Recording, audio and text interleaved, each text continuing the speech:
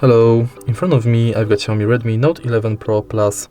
In this video I'll show you how to change alarm sound. In the beginning let's enter clock, enter one of your alarms and go to additional settings. Go to ringtone and select new ringtone from the pre-created ringtones.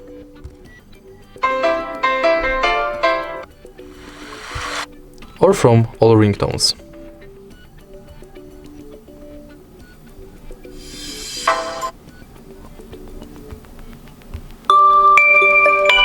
Simply tap apply, OK, and it's done.